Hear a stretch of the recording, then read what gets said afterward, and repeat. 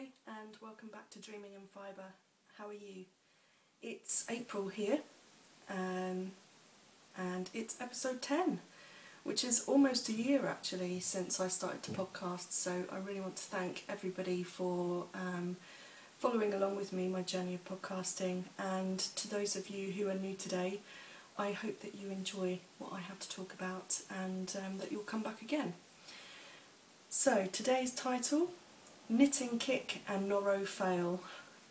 Yes, a Noro fail. I think that kind of speaks for itself, but I'll show you that in more detail a bit later. I wanted to start off today by just saying that, well, really celebrating the fact that it's been almost a year that I've been podcasting. I can't believe actually that it's been a year. I know I did take a bit of a break there for a while. But it's lovely to be back, and it's really wonderful to have had the response that I've had from people, and you know, the comments and support of the show. So thank you to everybody, as I say, who's been along that journey with me. And you know, I hope that the next year will be full of lots more fun and excitement. And I kind of I have an idea for the next 2 episodes that kind of take us off of what would be a normal schedule. And the reason being is, firstly, I got my ticket to go to Wonderwall. I hope you can see that. Wonderwall is a show in Wales, and normally I show at this as a vendor, but this year, due to having had my operation and you know, the whole fertility treatment and things, I just really wanted a bit of an extra rest. So my first shows won't start until next month, which will be the Devon County show. So I kind of couldn't stay away because it's a great shopping opportunity for me as well as a selling opportunity. So I have spoken to Chrissy, who organises Wonderwall, and she has agreed to allow me to video some of the atmosphere and the sheep walk, which is the general catwalk show they have there, to allow you guys to see and to experience Wonderwall Wales, but also for me to be able to supply them hopefully with some quality video for their website. I'm hoping that it will be a good day and the weather will be nice and bright and sunny, and hopefully a good shopping day too, because I hope to be able to stash enhance like crazy. I've been kind of holding myself back the last few weeks to buy more since I've been on this sort of knitting kick this last month, and I want to save my pennies for Wonderwall Wales, but it's been really hard because there have been a lot of people who've been updating their shops recently, and yeah, I really have this urge to buy. So I'm hoping that will be quite exciting for you guys to come along with me on that journey, and to see what I see really, and see what I buy and stash and hold yourselves, even, you know, long distance and across the interwebs. And then the episode after that will be, well, it will be about 3 weeks, 2 or 3 weeks after the Devon County show, I think. And what I really would like to do is to be able to show you the Devon County show as viewed by a stallholder. So I'm going there as a vendor, and I'd like to show you my journey about how I set up, my trials and tribulations maybe along the way, and how the day goes. I don't know how much video I'll be able to take actually at the show, because I hope to be busy working, but yeah, it would be quite nice if we could maybe Darren could steal some time to get some atmospheric shots for you. Yeah, so we'll see how we go. Those will be a departure from my normal sitting here and showing you what I'm doing and talking through shop updates, and hopefully something to look forward to as a change from our usual schedule. I think that's about it in terms of the podcast.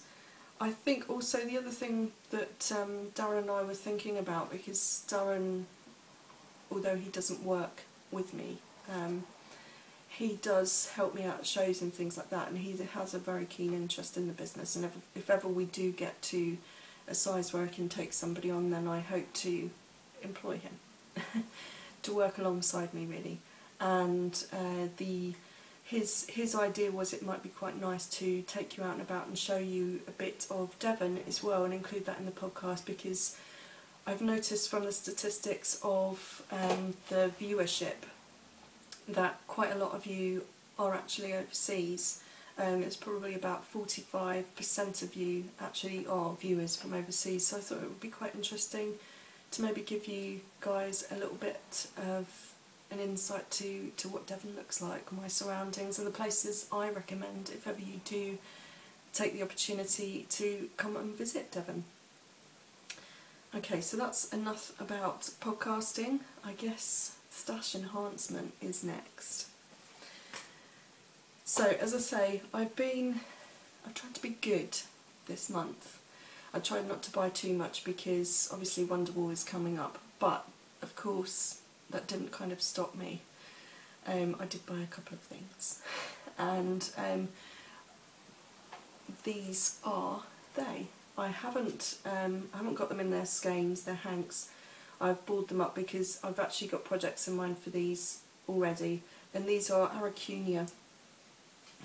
This is the Rancho Multi. I bought this for about £8.95, but you might be able to get other deals, other prices around and near where you live or on the internet. This is 75% wool, 25% polyamide, 100 grams, gives me about 376 yards or 344 metres, and I bought this lovely green, sort of stormy blue and tanny brown colourway. Now this is a huge departure from what I normally would pick up for myself. She says wearing a green shawlette today. But normally I pick up colours that are red, purple, pinkish, and I tend to wear a lot of blues as well. So this is quite a departure for me. So I have queued up on Ravelry, and I've actually cast it on as a project on my project page. A shawl, I think it's called Laguna, and it will be my first departure into lace knitting from charts, which I'm kind of a little bit concerned about, but I think if I take the time to sit and write out the chart in the first place, hopefully when I come to knitting it'll be less of a confusing thing to follow. I'm hoping, I mean it looks sort of relatively easy. It will be the lace work and how that comes out that will be the area of difficulty, but yeah, I'm quite looking forward to knitting that.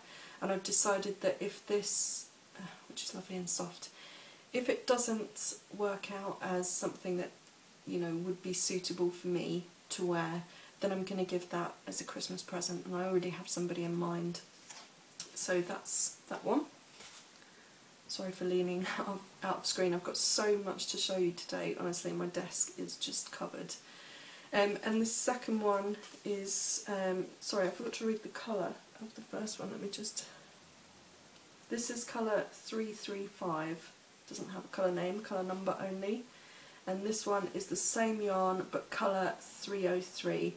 And this is made up of lovely sort of purples, oranges and reds. You might find that the colour of these yarns are slightly disrepresented by the fact that I've got the lights on today and it's sort of sunny stroke overcast outside, so lighting not fabulous, but this I can see much more my kind of thing. And I've queued up a project which I'm not sure, I've got a couple of yarn ideas, this being one of them. I'm not sure which I will go for.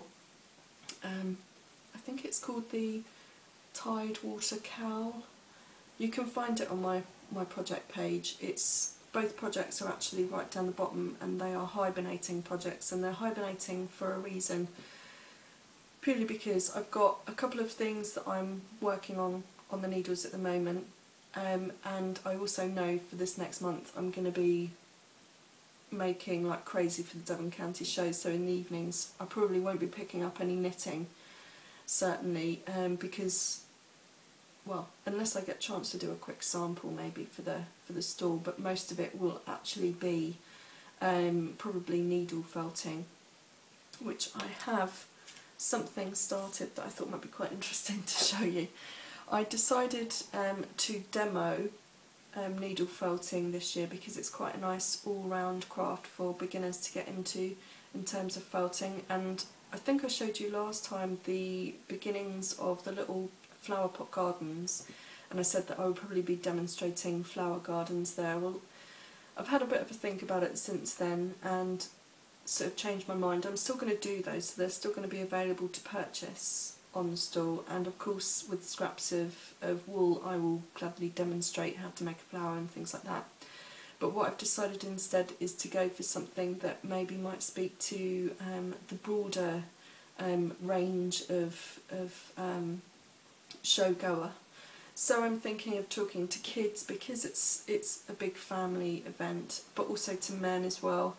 And so I've decided to do a figurine, and this is actually part of my secret needle felting project, which is going to be for Darren for Christmas. He guessed that after seeing the last couple of video podcasts, because he's been watching them back for me, so he kind of guessed that he was getting the secret project. So I just thought I would carry on with that and use that as my Devon County showpiece. He's kind of thrilled with my idea. I just hope that I can make it out. He doesn't look like much at the moment, bless him, but he will be, and he's got a huge rock that he stands up against. He will be some kind of troll or some kind of sort of ogre, maybe a little Viking-esque type ogre. I'm thinking that I'm going to do him in, I need to obviously do all of his clothing and things, but I'm going to maybe do a shield and a sword, maybe a flagon of ale in his paw. Obviously he needs a lot more work, but I wanted to get kind of this far at least, and maybe a little bit further before I take him to the show, so that I can work on the features and the structure of him as we get to the show, so people will be like, oh, you know, wow, you know, that's really good, because they're normally quite interested in needle felting or something that they don't normally see. And then, you know, if they come back, you know, sort of a couple of hours later, or maybe they come back the next day, then they can see the progress of how he gets on and how he shapes, and how maybe I use different needles and different wool and things to do different parts of his face or the finer details, that kind of thing. So yeah, he doesn't look like much at the moment, but hopefully the next time you'll see him at the Devon County show and afterwards, he will be much more of a little figurine. So that's he. What else have I got working on? Okay, I started a little dress for my niece. Let me grab the pattern. This is what it's going to look like.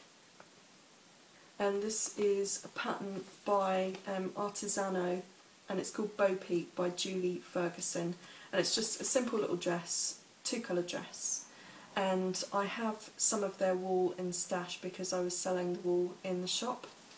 So I've chosen two of those colours, which are, got the ball bands here, this teal colour, which is colour 5167, and that's in their Superwash Merino, and the fuchsia colour is colour 2083, and again that's Superwash Merino. And this is going to be, oh, got my ball pen caught, sorry about that. This is going to be a little dress for my niece for Christmas. So as you can see, I've done one panel so far, done all the arm shaping, and the bottom is it's just one colour at the moment with a simple eyelet design, and what I'll do is I will stitch these up so they become like a little picot edge, and you'll have the picot edge around the sleeves and around the neckline as well. So this will be the first time that I've had to pick up stitches to add a border, so I'm not entirely sure how that's going to work. Hopefully okay. So if anyone's got any tips and advice or videos that they think might be quite useful for me to watch on how to pick up stitches and not get holes, then yeah, let me know. You can find me on Ravelry as Sarah's Texture Craft, so PM me or join me in the group or just leave a comment on this project page. It's called The Lucy Dress. Any comments, any help would be much greatly received. Okay, so that's project 1. I actually have that actively, the second part, on needles at the moment. I'm using 4mm circulars because having gone through a little bit of a shawl phase recently, I've decided that actually I prefer to knit on circulars, even if I'm not knitting something in the round. I prefer to knit on circulars. I think just because of the weight of heavier items, it just feels a bit better on my hands, which I have to say I've been suffering with all this knitting on this massive knitting kick, and of course preparing for the Devon County show, spinning, dyeing fibre and yarn and that kind of thing has really caused me some problems with my arthritis in my hands. So yeah, circular needles is the way to go, I think. So that's that. Next I have a scarf. It's a simple diagonal rib scarf. I'm using King Cole Big Value Double Knitting. This is 100 grams, which gives me 290 metres, which is about 320 yards. This is 100% acrylic, and I paid, the colour number is 65, and it's like a blue with flecks of red, green and yellow and blue. I paid £2.40 a ball, and I'm using this again for gift knitting. This is going to be part of a pack for Christmas. Put the rest of the ball here. And the reason why I'm using acrylic rather than wool is because this person that I'm knitting for in particular, I think, would just prefer something that's easy washable, something that they don't really have to think about. I don't think they have necessarily the room in where they live to you know, lie wool out flat and take the time to hand dye it and that kind of thing.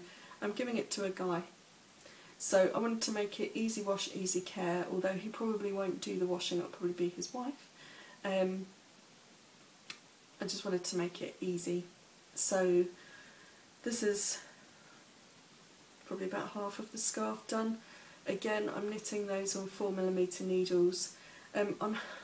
It's the easiest pattern in the world, the easiest stitch pattern in the world, but for some reason my poor brain at 9:30, 10 o'clock at night just can't concentrate enough to count 4, because it is just a pattern of 4 stitches and I can't do it. I'm having to unpick like crazy every now and again, so it's kind of doing my head in, so I'll be glad when I get it off the needles. But at the same time, it is knitted with love, so if you're watching and you receive this for Christmas, I do love you. It's not that I don't love you, it's just that I didn't love this.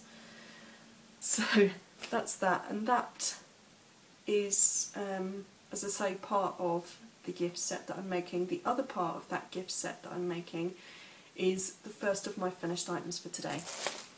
And for this one I used the twisted reversible hat, which was, if I believe, I hope you can see that through the plastic sleeve, I believe that was a free pattern on Ravelry. You can find the details on my Ravelry project page, where I've linked to the project and to the pattern. And it was a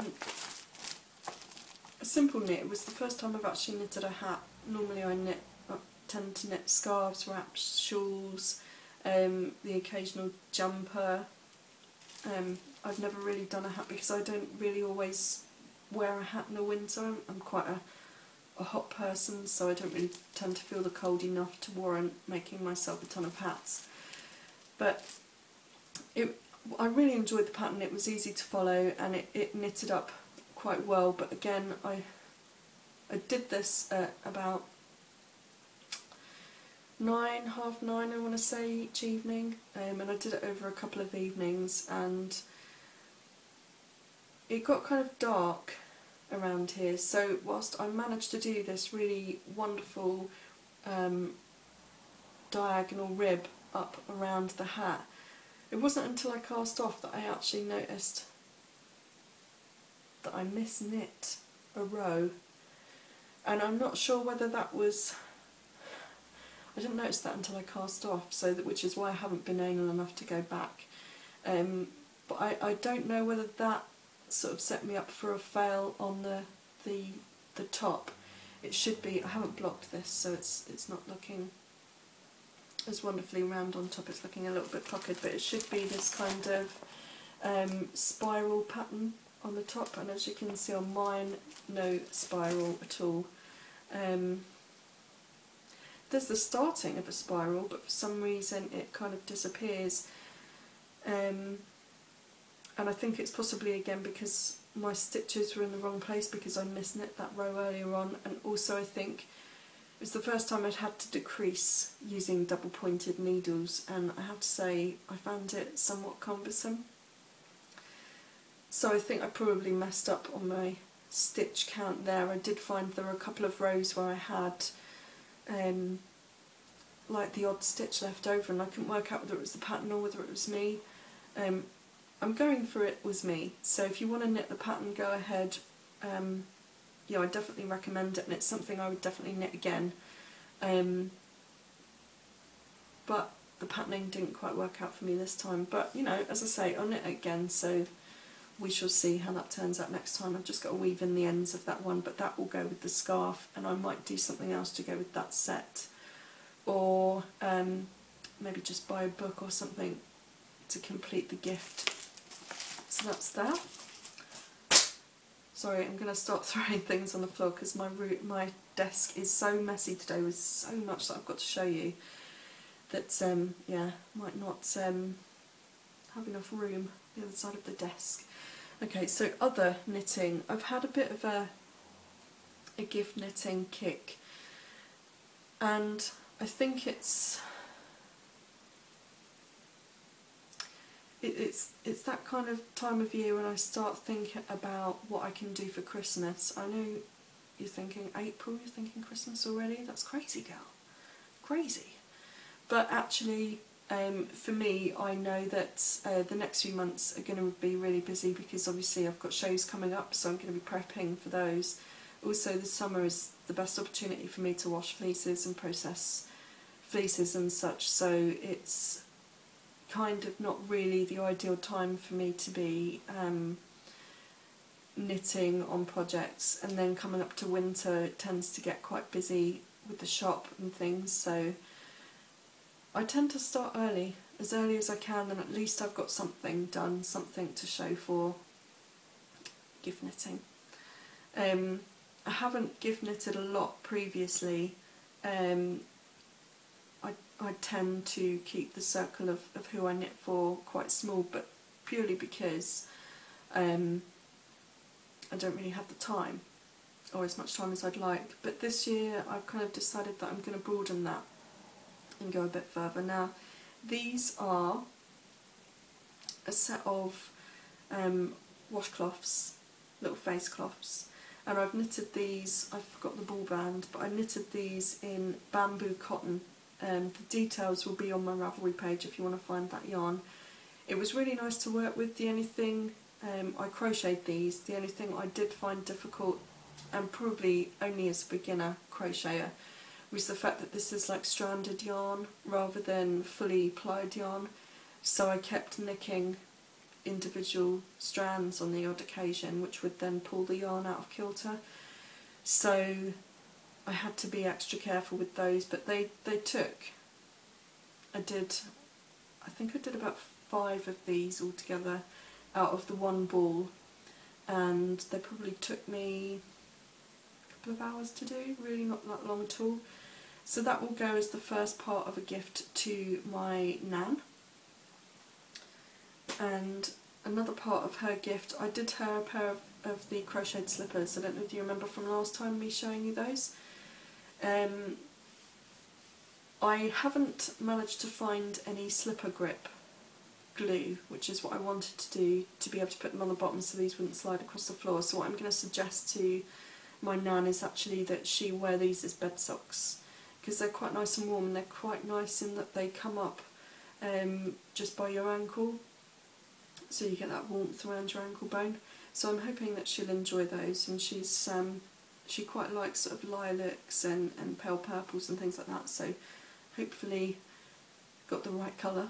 And I thought I would also buy some handmade soaps and things, because she's quite into her smellies and things, so that would be quite a nice little gift set if you like. So those are another project. What else have I done? Oh, the shawlette that I'm wearing. I think I showed you this last time. I was knitting from the Artisano 100% alpaca, and this is my shawlette improvised design, and I blocked this, and I'm quite pleased with it actually. It's not symmetrical, as I said previously, so what I've done to one side I haven't necessarily done to the other, but this was kind of my first foray into designing something off the cuff in terms of a lacy shawlette. So what I really wanted from this, rather than it being a perfect pattern, a perfect design, was to understand a bit more about how lace work can help to shape parts of the shawlette, and how it helps to increase wingspan and things like that. So it's lovely and soft to wear, but as I say, it's not perfectly symmetrical, but you can see there are elements of shaping, and it has blocked up quite nicely. And I've called it the Ivy Leaf Shawl purely because it has these kind of variegated points to the bottom. You can see eyelets going to the end there, and I've got some eyelets in the middle, and these really aren't symmetrical, but actually you can't really see these when I wear them, because I will wear this one like this. It's not something I'm going to throw over my shoulders, so actually the fact that it's not symmetrical is not really going to show up, so that's fine. I'll get plenty of wear out of that, even if it's just to go to the shops. But I like it, it feels nice, the yarn is nice. As I knitted it and when I washed it, there was a lot of colour release in this yarn. I didn't mind so much because I know that I will wash it separately, and I know I need to hand wash it anyway, so that's fine. Hopefully that colour release will sort of wear off after I've washed it a few times.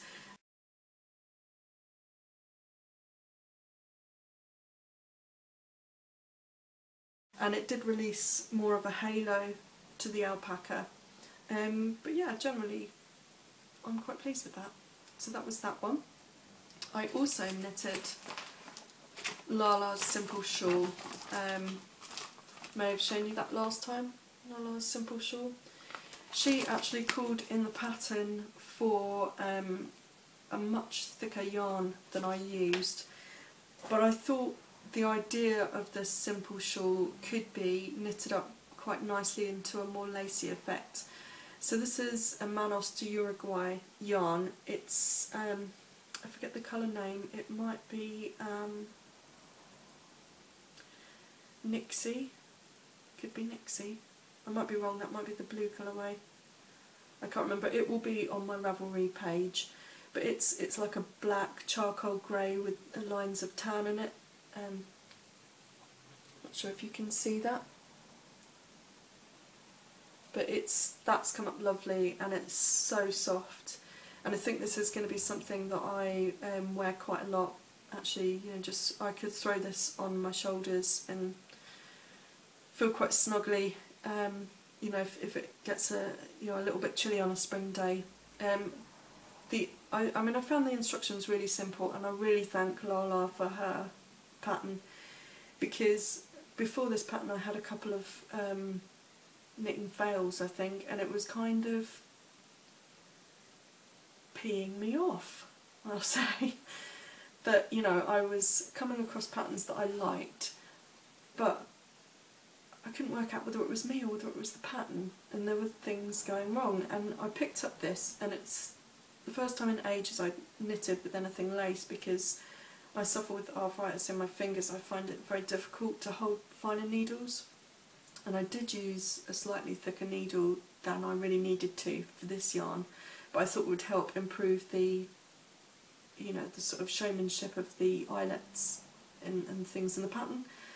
And this was just simple from start to finish. You just literally follow it row by row, and if she tells you you should have a set amount of stitches at the end, you just happen to have those right number of stitches at the end. It was just easy, and it was a good pattern for me to be able to take along. So if I was out, for example, I went to Crediton spinning group and I took this with me, I was able to listen to other people, chat with other people and knit along on this while I was there.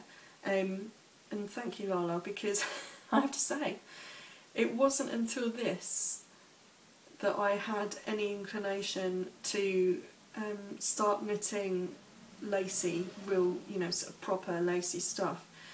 So yeah, brilliant project. I do recommend that you give that a go if you can. It's free on Ravelry, so there's, if you can get the yarn, do give it a go. And as I say, I used a very different weight of yarn than that was recommended in the pattern. So I think, you know, it's just one of those things that you can just buy any kind of yarn that you want to buy, knit this up, and it will just be a really, as she says, a simple shawl.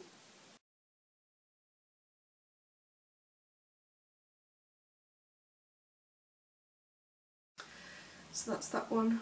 And from there, I've been looking for other knit patterns, and this is really where I got my knit kick, as I say. So I went and bought myself a pattern by Jane Thornley. The pattern that I worked on was called Water Garden, but I think I paid $10, which came out to about £6.30, something like that at the time of the transaction. And for that you get 2 shrugs as a pattern option, Shoreline and Water Garden. And I'm not sure if you can see those pictures. I didn't print out a large picture, I'm sorry. But basically they are texture pieces, and the idea of these is that you use a multitude of textured yarns. So where you might use a plain 2-ply yarn, next to that you might have a mohair boucle, next to that you might have a silk tape, and so on. And the idea is that it's simple stitches but textural stitches, and on top of that you add extra texture and extra sort of flamboyance with your choice of yarns. I looked at it and I thought, I love it, I really want to knit it, but I don't actually have enough variegated yarns in the right colours, and I really want to knit something now, because after having knitted the Lala shawl, I just wanted to pick up and knit. I just wanted to knit everything. So what I did instead was I went back to my Yarn Hollow purchase. I purchased the brocade base, which is 60% merino, 40% silk, and the colourway I chose is Devil's Daughter. And if you remember, it was last episode or a few episodes ago when I showed you this as stash enhancement, it had to be bought purely because of the colour name. For this, it was, the original price was $50 for 8 ounces, where you get 500 yards, which works out to about 457 metres. She recommends that you use US 6 to 8 needles, but actually I used this yarn following the pattern needle suggestions so that I could get as close to gauge as possible to give me the result that I needed for the shrug. And I wish it was a bit warmer, because I'd love to wear it and show you. You might see it on me at Devon County Show maybe, or at Wonderwall if we get the warmth, but here it is in its flat glory. But the yarn is fantastic to work with. If you get a chance to buy this base, the brocade base from Yarn Hollow, then do give it a go. I've been raving about it all over Ravelry, and I've loved it. I could not put this down, and it made such a fantastic knit. And as I say, the pattern as well, I do recommend Jane Thornley's patterns, because you get so much information and direction, that you actually work over time in ways you would like to adapt, and change the pattern slightly. And actually she encourages that. You know, she will give you, for example, I think she gave me in this pattern the details for how to do one sleeve, and then she said for the main body and the remaining sleeve, as long as you work to the dimensions within the pattern, you can really use any stitch combination from the stitches that or the stitch patterning that she's given you in the first sleeve. So as you can see, there are lots of eyelets past the rib cuff, moss stitch, some plain stockinette mixed with garter.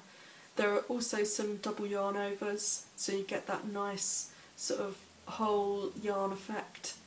And this goes on in the same vein across the width. And I don't know whether you can hopefully get a good close-up of the colour. Hasn't it come out lovely? Oh, it's just gorgeous. And it looks massive, but it fits quite nicely, and it actually covers my back as well, so when I go out in, you know, I don't know, to shows or something, I can wear a little vest top, maybe a little shawlette collar and just this, and I'll be warm enough all day, certainly. And I love it, I can't wait to wear it. So soft, so snuggly, and I love the texture. I love how the texture of the stitch patterning allows the colour in the yarn to really pop.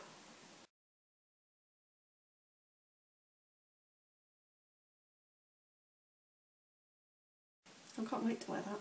I love it. Love it.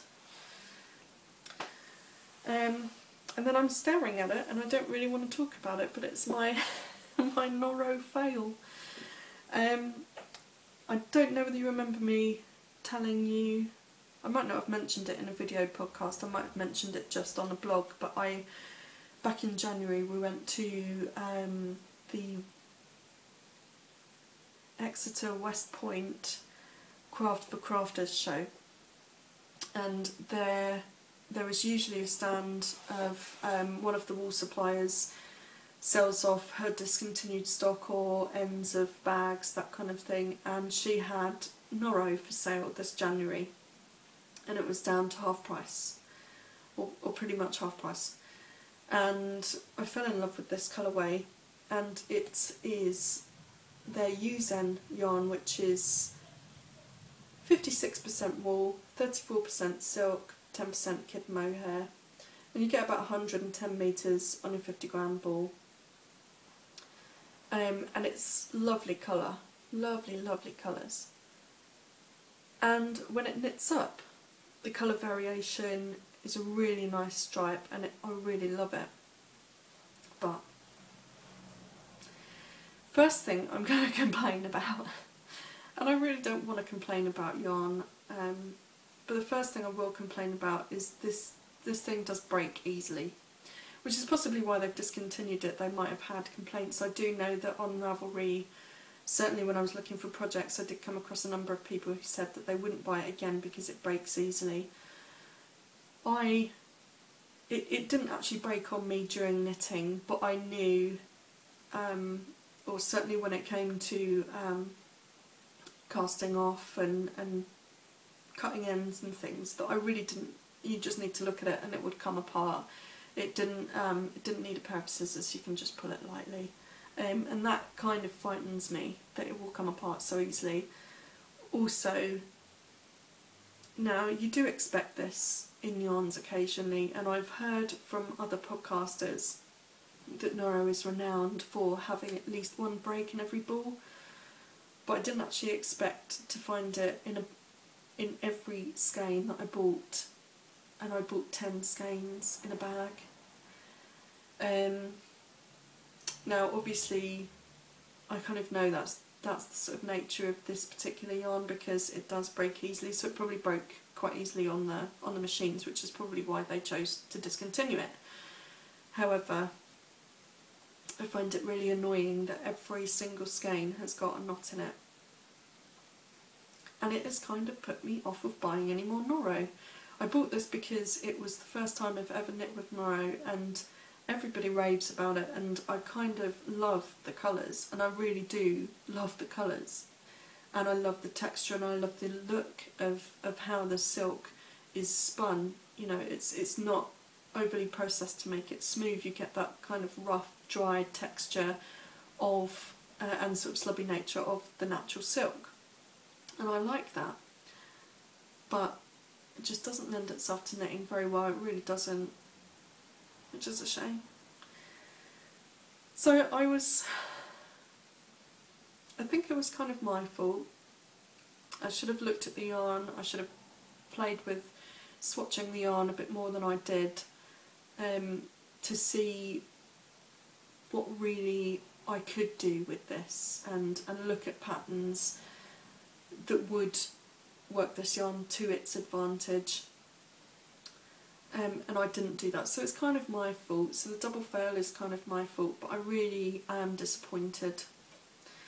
I started knitting a shrug, and I chose an eyelet pattern, and the idea was that this would be, it would be like a poncho with sleeves basically, and it would be you know, one length. It would come down to sort of midriff, and I wear it over just a little vest top in the summer, and it does that. The first time I wore this, it did that, and I loved it, and it was perfect. It was everything I wanted, and you get this beautiful colour change, and it looks really nice in the eyelet design, which is just, you know, basically knit two together, yarn over. That's all it is for this pattern, and then a garter stitch in between. And as I say, I loved it.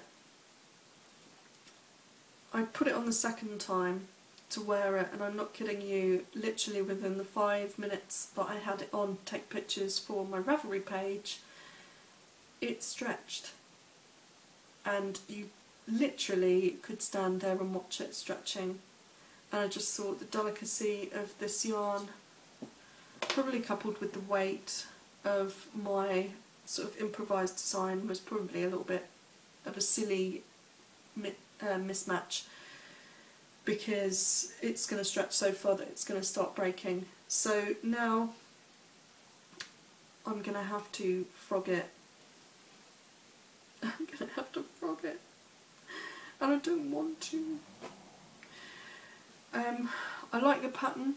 I've still got the pattern, so I think what I'm going to do is I'm going to choose a different yarn, something that will take an open design much better, and as I say, I will frog that. And I'm looking now for a pattern that is less lacy. I think I did pick bigger needles as well purposefully for the design that I wanted, and I got what I wanted in terms of the garment. It's exactly what I had in mind and what I wanted, but I just don't think this yarn works for it at all, and I'm kind of disappointed, because in my mind's eye it was the perfect combination. So I guess there's lessons to be learned. Before you go mad and buy a multi-pack at almost half price because you think, wow, that's such a brilliant price, I won't see that again, take the yarn out, just one of the skeins, and feel it in your hands, have a look and have a really hard think about what it is that you can make from that yarn and what that yarn will lend itself to. Is it too rough to wear against the skin? Is it quite delicate because it's a single? You know, take all of that into account. Don't just be drawn to the colour and the price. And I don't know, I really don't know why I did it. I must have had the grabby hands on. Must shop hands. Must stash in hearts. Yeah, so I kind of, it was an epic fail. So if any of you have knitted with Noro Yuzen and you have had a successful project from it, then let me know. I don't really want to be making a garment because I just don't think it will wear well in a garment, and I think the amount of hours you spend knitting a sweater, it's just not worth it. So if you knitted a shawl or a hat or a pair of fingerless mitts or something, then let me know, and send me you know, sort of pictures of your project and to the pattern of your choice on Ravelry. You can comment either on this episode's thread within the Ravelry group, or you can find me at the show notes homepage, which is dreamingandfibre.blogspot.com, and just give me a heads up on what you recommend that I could do with the rest of this yarn. I've got 5 skeins left that are untouched, and I've got 5 skeins to frog from this, although I think the way it's looking I'll probably only get back about 4.5 skeins, so 9.5 skeins in total I think I'll have, so let me know. So that's that one. I think, the final thing I guess really is a shop update, and also to announce my Fleece Club's spin and knit along. If you remember last month I talked about the Fleece Club and how it was a 3-month subscription, and each month 3-month subscription for one total price including shipping, and for that you would get 3 months deliveries. Each month would be split into 3 lots of 50 grams of various fleeces in differing breeds, and with that I would give you a small amount of information about the breed and my first thoughts and impressions on how I would wash and process said fleece. Now I was thinking, we had just such a major uptake of spots that I had to add extra. I decided that instead of just allocating a small amount of each of the breed's fleeces to the Fleece Club, that I would actually extend that and do half or maybe whole fleeces. So I've now been able to open up lots more spots, and they will close in July. So do keep buying, and I will keep buying fleeces as I see them. Obviously if all of the spots fill up before then I'll have to close it earlier, but ideally those spots won't close until the end of July. The beginning of July, sorry, the end of July will be the release of the first club delivery.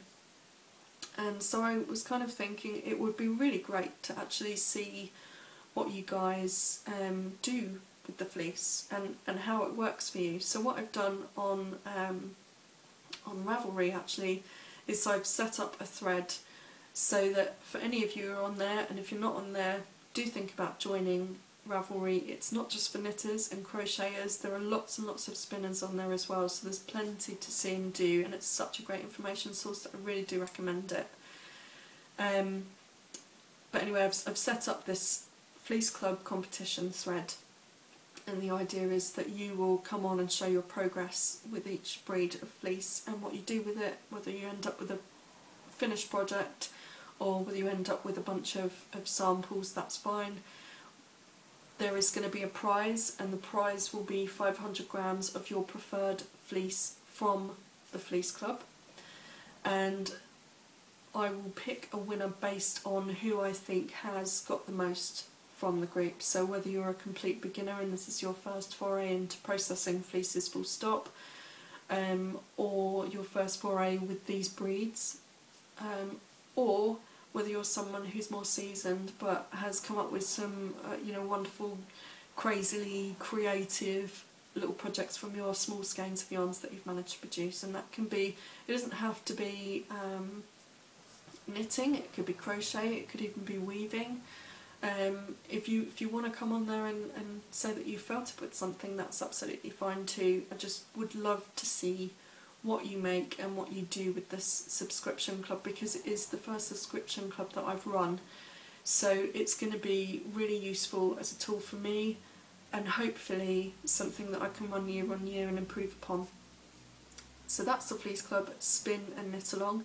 You can find out the same information on the website at www.sarahstexturecrafts.com, and I provide the links to the Ravelry group there for you as well. So do come along, sign up, and let's get together and chat about fleeces. I guess lastly for today, the last thing I have to talk about is shop updates. I've done a couple of shop updates since I spoke to you last, and the next one is due 27th of April, I want to say. I might be wrong, but it's the end of April. I will put that information across the bottom of the screen here for you. And so what I wanted to do was show you some of the things that have been in those last shop updates, and there's still a few bits and pieces left, and also some of the things that are up and coming. So I wanted to continue with my dyeing theme for shop updates, because lots of people were like, oh, you know, I've seen the podcast, when are we going to get roving, when are we going to get yarns and things, you know, I'm seeing all this great stuff. And I feel a bit awful because I am hoarding it all for the Devon County show deliberately. If anything doesn't sell, then it will obviously go straight onto the website, and of course there will be updates of dye days that I do after the show, but until then I'm kind of hoarding all of that.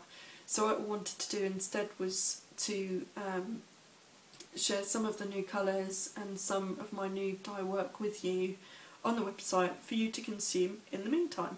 So I'm going to start today with Moata Silk. I don't know whether you're familiar with Moata Silk, but essentially it's silk cocoons that have been stretched out and layered out to form these hankies. And they're not sort of typical hankies that you would batik upon or use as clothing. They come apart as literally tiny pieces of silk. If you're felt making, you would take off say a layer or a couple of layers and layer that onto your felt and felt around it, catching it in with wool, and this will give you extra sheen and colour to the surface of your felt work. You could use it on nano felt work as well if you're familiar with that technique. If you're a spinner, you can, if you lie them out flat, you draw out from the centre in, I mean you probably would need to separate that, so say take a few like that, and then draw out from the centre to spin your yarn. And there are probably various YouTube videos actually that show you that in more detail. And I've actually seen a few people knit directly with these as well. I'm not sure I'd want to myself. I prefer to actually spin it, either use it as a ply or as an addition to a single, but apparently it can be done.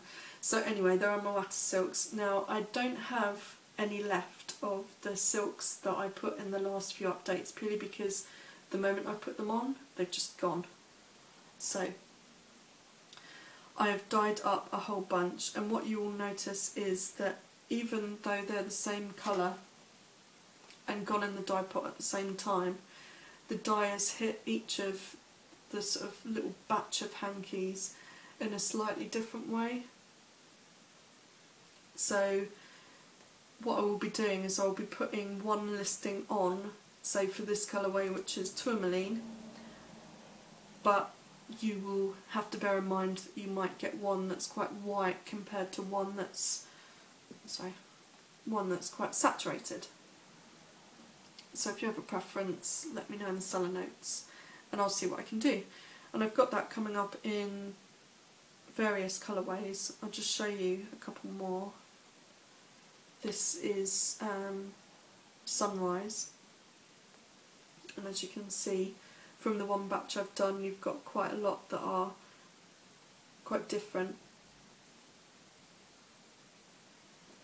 And then this is coloured tabby, which reminds me of a tabby cat I once knew called Misty. And there we go, so each one of those are quite different, even though they're dyed at the same time in the same pot. So we have that. I've dyed up a massive bundle of these, so I'm hoping there will be, because the thing is, between this next shop update at the end of April and the one after, I think there's a gap of like 3 weeks instead of the usual 2. It might even be 4 weeks, it might be a full month, because I've done it for after I get back from the Devon County. So I wanted to make sure that there was enough for you guys. I've also been dyeing pre-felt, which is 100% merino. This is 70s count, and it's not very thick, so it's wonderful to use either as a needle felting base, an embellishing base, or you can actually felt this up further and make it a really stiff fabric.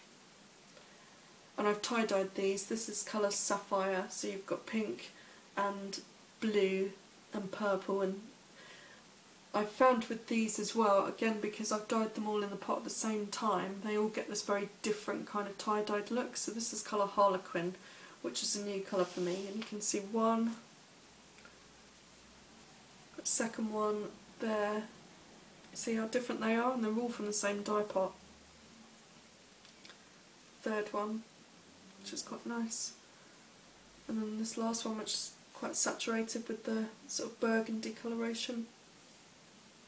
But I love that where you get the creases of colours. They sort of happen almost by accident, but it's really lovely the way that happens. And yeah, you will have, I've got some of these on the website already, Harlequin and Sapphires I think are on there already, but I've got about another 3 colourways that are dried up and I've photographed, and they will be in the next shop update, so plenty there. I know that lots of you had asked me for these. I showed you the yarn as well, and the other thing, and excuse the rustling, but it's dyed fleece. Now I've been putting dyed fleece up and I've been selling out like crazy, so I want to show you this before it goes, in the hope that it will still be there when you come to the website. This is Teeswater. It's Teeswater fleece, so you've got sort of long lock cuttings from some areas of the fleece, and then maybe if I can find another bit, that's another long lock, which is lovely.